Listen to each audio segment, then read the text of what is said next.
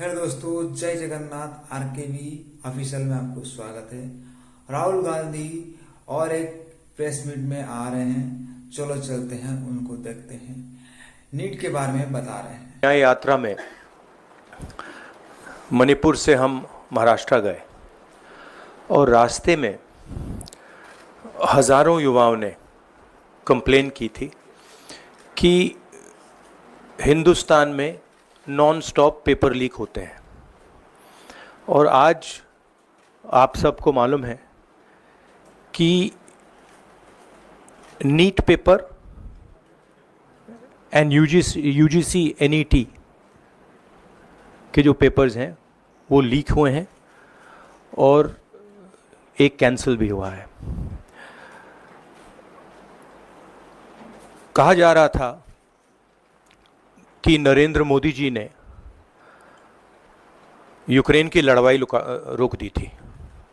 मतलब एक ऑर्डर देके जो रूस और यूक्रेन के बीच में लड़ाई चल रही थी उसको रोक दिया था, ब्रेक लगा दी थी। इजराइल और गाजा के बीच में जो लड़ाई चल रही थी उसको भी नरेंद्र मोदी जी ने रोक दिया था। मगर किसी ना किसी कारण जो हिंदुस्तान में पेपर लीक हो रहे हैं उसको नरेंद्र मोदी रोक नहीं पा रहे हैं या रोकना नहीं चाहते हैं। नुकसान स्टूडेंट्स का होता है। जो हिंदुस्तान के स्टूडेंट्स हैं, मैं जानता हूं कि आप इन एग्जाम्स के लिए महीनों सालों काम करते हो। ये आपका फ्यूचर है और आपके फ्यूचर से खिलवाड़ किया जा रहा है। मध्य प्रदेश में व्यापम हुआ और अब उस व्यापम को नरेंद्र मोदी जी और उनकी सरकार पूरे देश में फैलाने का काम कर रही है। मैं इंस्टीट्यूशनल कैप्चर की बात करता हूं, मीडिया की बात करी, अलग अलग हिंदुस्तान के जो संस्थाएं हैं उनकी बात की। यही एजुकेशन इंस्टीट्यूशंस में हो रहा है। पेपर लीक का कारण है कि सारे के सारे वाइस चांसलर्स, एजुकेशन सिस्टम को बीजेपी के लोगों ने, उनके पेरेंट ऑर्गेनाइजेशन ने कैप्चर कर रखा है। जब तक ये कैप्चर रिवर्स नहीं किया जाएगा तब तक पेपर लीक चलता जाएगा।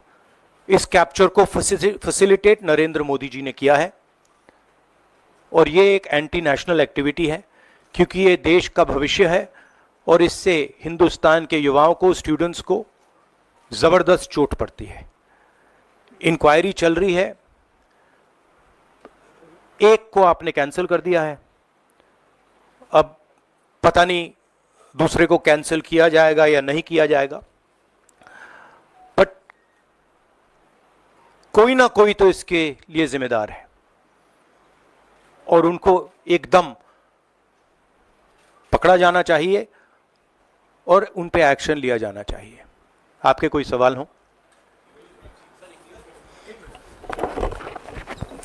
साथियों, मैं गुजारिश करूंगा सवाल आपके इसी विषय पर। हाँ प्लीज। हाँ, sorry. So,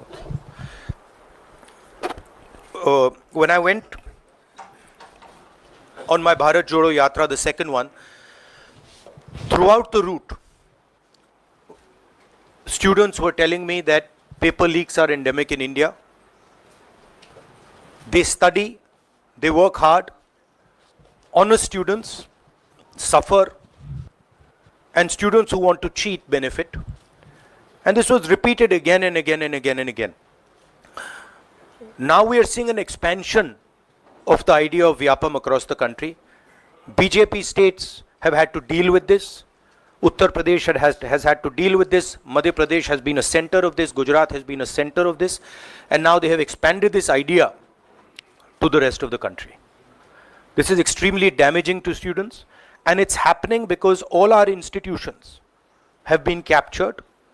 Our vice chancellors are placed not based on merit, but because they belong to a particular organization. And this organization and the BJP have penetrated our education system and destroyed it. what was done by Mr. Narendra Modi to the economy with demonetization has now been done to the education system. Youngsters, I want you to know that the reason this is happening and the reason you're suffering is because an independent, objective education system has been demolished and it has been replaced by an education system that is captured by the BJP, captured by their parent organization. And until this capture is released, you are going to suffer. You're going to see cancellations of your exams. You're going to see paper leaks again and again and again. One paper has been cancelled. We don't know what is going to happen to NEET. But whatever happens, it should not be done in a arbitrary fashion. The rules that apply to one paper should apply to another paper. And it is very important that the people who are guilty here are brought to book and they are punished. Thank you.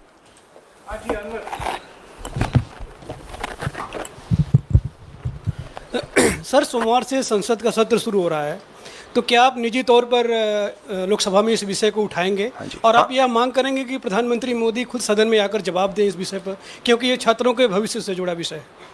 हाँ, बिल्कुल simple question. हाँ, उठाएंगे, parliament house में उठाएंगे.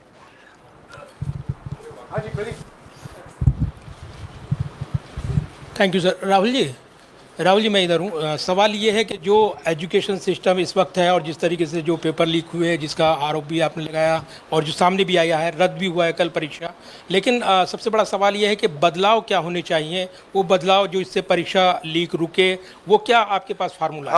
हमारे manifesto में हमने लिखा था, देखिए 2-3 चीज़ें हैं. सबसे पहले जो शिक्षा का सिस्टम है उसको एक संगठन ने कैप्चर कर रखा है. अपने लोगों को हर पोस्ट पे यही डालते हैं. वाइस चांसलर्स की लिस्ट निकाल लीजिए, पता लग जाएगा. तो इसको रिवर्स करना होगा. दूसरी बात, मैनिफेस्टो में हमने साफ कहा कि पेपर लीक होने के बाद कार्रवाई करना एक बात है, बहुत जरूरी है और स्ट्रिक्ट से स्ट्रिक्ट कार्रवाई होनी चाहिए. मगर हमने ये भी कहा था कि पेपर लीक होने से पहले जो सिस्टम्स हैं, जो यूनिवर्सिटी के एग्जाम्स के रूल्स हैं, सिस्टम्स हैं, इनको फिर से असेस करना पड़ेगा, इनको स्टडी कर रीडिजाइन करना पड़ेगा. ये दोनों काम हमने अपने मैनिफेस्टो में साफ लिखे हैं और विपक्ष दबाव डालकर ये 2 काम सरकार से करवाने की कोशिश करेगा.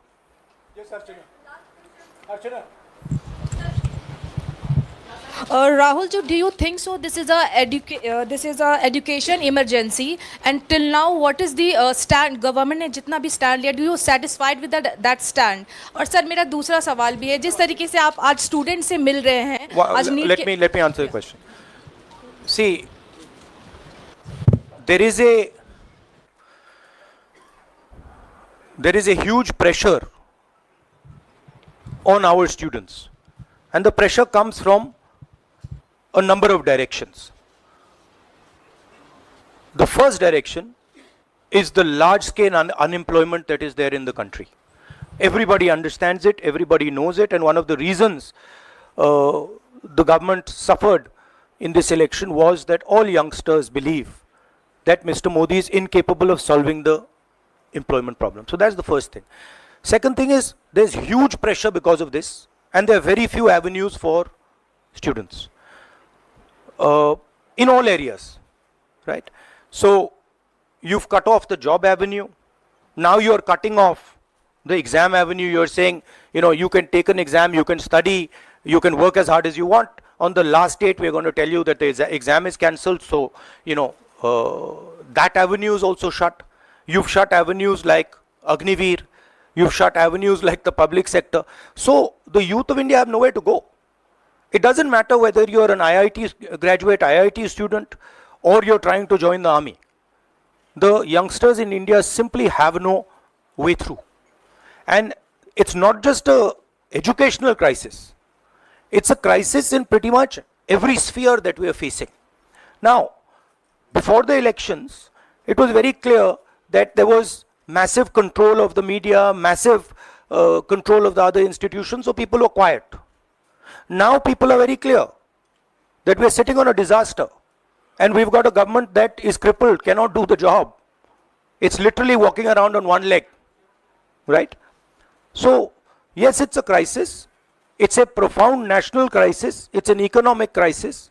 It's an educational crisis. It's an institutional crisis. So, but I don't see any response. I don't even see the capability of a response, right? So, हाँ नहीं, 1 सेकेंड. बिहार का भैया हमने कहा है कि इंक्वायरी होनी चाहिए और जो भी जिन्होंने भी पेपर लीक कराया है उनके खिलाफ कार्रवाई होनी चाहिए. राहुल जी, चूंकि ये मामला नेशनल लेवल पे भी एग्जाम्स में हो रहा है, स्टेट लेवल्स में भी एग्जाम्स में कई जगह इस तरह के पेपर लीक की घटनाएं होती है और करोड़ों छात्रों का जीवन अधर में लटक जाता है. आपको लगता है कि एक सख्त कानून बनाने की जरूरत है संसद में कि इससे निपटने के लिए? कैसे होगा, क्योंकि छात्रों का जीवन नहीं, सख्त कानून आफ्टर द फैक्ट है, वो होना चाहिए. मगर अगर आप मेरिट के बेसिस पर लोगों को नहीं जॉब देंगे, अगर आप आइडियोलॉजिकल लोगों को वाइस चांसलर बनाएंगे, इनकेपेबल लोगों को वाइस चांसलर बनाएंगे, एग्जाम्स के जो स्ट्रक्चर्स हैं, एग्जाम लेने के स्ट्रक्चर्स हैं, उनमें आप आइडियोलॉजिकल लोगों को डालेंगे तो ये काम होगा. ये इसका सबसे बड़ा कारण BJP and its parent organisation ने जो कैप्चर किया है ये है. और अगर आप कल्प्रिट ढूंढना चाहते हैं तो मैं आपको बताता हूं जिन लोगों ने हिंदुस्तान के इंस्टीट्यूशंस को डिस्ट्रॉय किया है, जो पहले ऑब्जेक्टिव हुआ करते थे, इम्पार्शल हुआ करते थे, वो आज इम्पार्शल नहीं है, ऑब्जेक्टिव नहीं है, आइडियोलॉजिकल बना दिए गए हैं और मीडियोकर लोगों को इन इंस्टीट्यूशंस में बैठा दिया गया है. इसका मेन कारण यह है. और इसका आप एपिसेंटर देखिए, पूरा देश जानता है, युवाओं आप सब जानते हो कि इसका पहले एपिसेंटर मध्य प्रदेश हुआ करता था. वहां पे 40-50 लोगों की हत्या हुई थी, ये तब शुरू हुआ था. आप जानते हो कि गुजरात में, उत्तर प्रदेश में और मध्य प्रदेश में इन चीजों का एपिसेंटर है.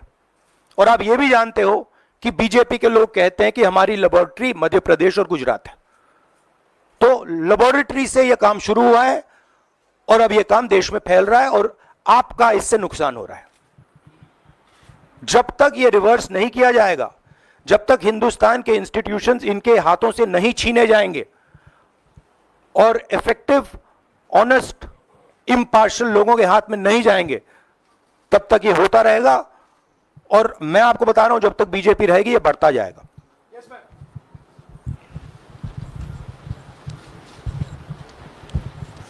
सर, एनटीए के अंदर सारे एग्ज़ाम्स आने लग गए हैं, नीट भी, नेट भी और इवन कॉलेज एडमिशन्स भी उसी पे हो रहे हैं. तो आपको लग रहा है ट्रांसपेरेंसी कहीं ना कहीं वहीं ख़त्म हो जा रही है, क्योंकि वो एक एजेंसी जो है वही सारा कंडक्ट करा रही है. तो आपने पार्लियामेंट में इस मुद्दे को उठाने को सोचा है कि एनटीए को कहीं ख़त्म करने की ज़रूरत है या बदलाव करने की ज़रूरत है? नहीं, देखिए, अगर हिंदुस्तान में बहुत सारे ऑनेस्ट लोग हैं, बहुत सारे ऑब्जेक्टिव लोग हैं, अगर ऑब्जेक्टिव लोगों को, ऑनेस्ट लोगों को आप ये काम दोगे, पेपर लीक नहीं होगा. अगर आप मीडियोकर लोगों को राजनीतिक बेसिस पे, आइडियोलॉजिकल बेसिस पे चुन के करोगे तो ये काम होगा. और ये मैं कह रहा हूं, दोहराता जा रहा हूं कि हर हिंदुस्तान की हर संस्था को कैप्चर कर रखा है, लीगल सिस्टम को, ब्यूरोक्रेसी को, इंटेलिजेंस एजेंसीज को, इन्वेस्टिगेटिव एजेंसीज को, एजुकेशन सिस्टम को. आपने मांग रखी सरकार से, आपने अपनी मांगे रखी हैं सरकार से, लेकिन सरकार के पक्ष पहले ही सामने आ गया. एनटीए को जो एनटीए है एजेंसी, उसको क्लीन चिट एक तरीके से एचआरडी मिनिस्टर ने पहले ही दे दी है. तो सरकार का तो कहीं ना कहीं पक्ष साफ दिखाई देता है. आगे आप लोग कैसे जाएंगे? उनकी क्रेडिबिलिटी इन बातों में है ही नहीं. वो क्लीन चिट दें उसका कोई मतलब ही नहीं है. उनकी जीरो क्रेडिबिलिटी है. सब लोग जानते हैं कि एपिसेंटर मध्य प्रदेश, गुजरात एंड उत्तर प्रदेश. सबसे ज्यादा मेरी यात्राओं में सबसे ज्यादा पेपर लीक की बात यहीं आई थी. उत्तर प्रदेश में आई थी, मध्य प्रदेश में आई थी.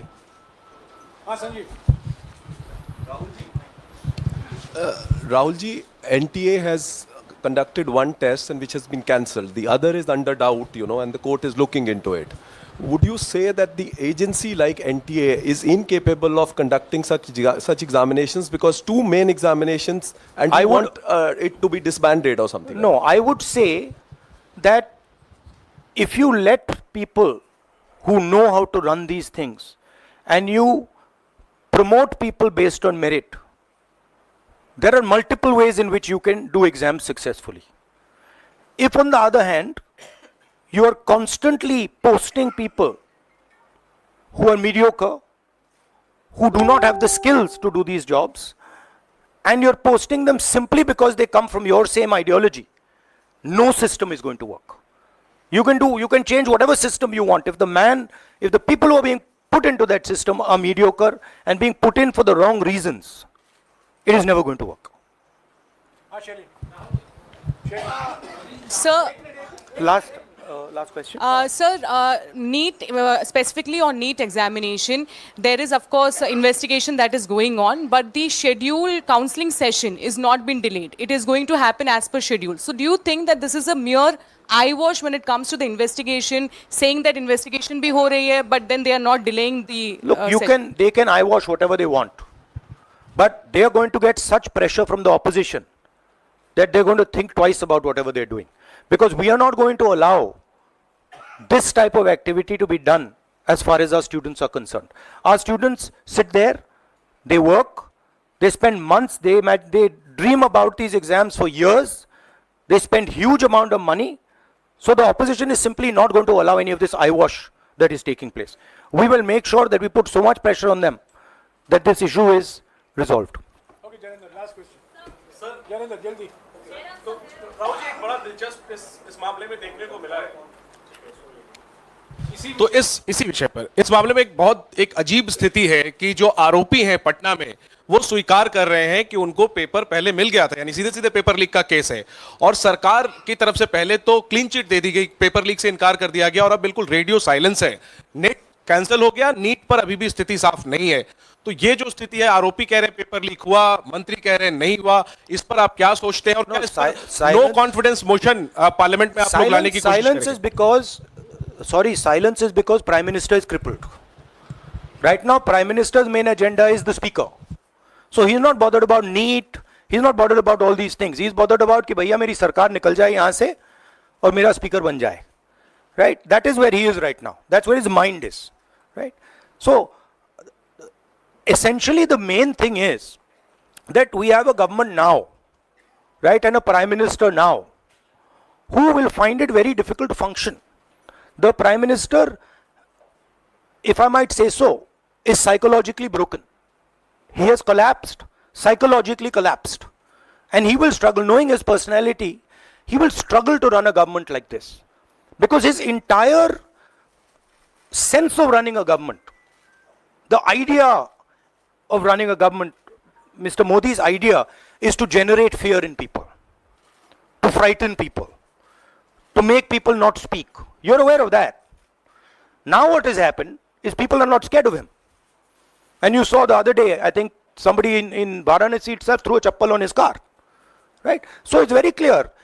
The basic concept of Modi has been destroyed in this election.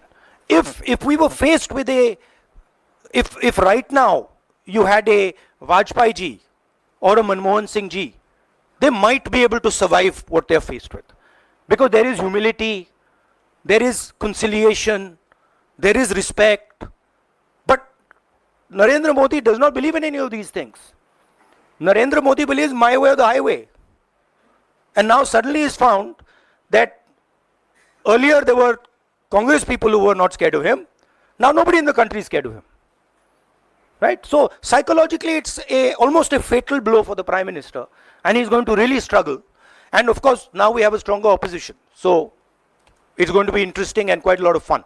Thank you. देखिए क्या हुआ, आपने जो नरेंद्र मोदी जी का जो कॉन्सेप्ट था और वो गुजरात में शुरू हुआ था, गुजरात से वो गुजरात मॉडल फिर वो नेशनल लेवल पे लाए। कॉन्सेप्ट क्या था?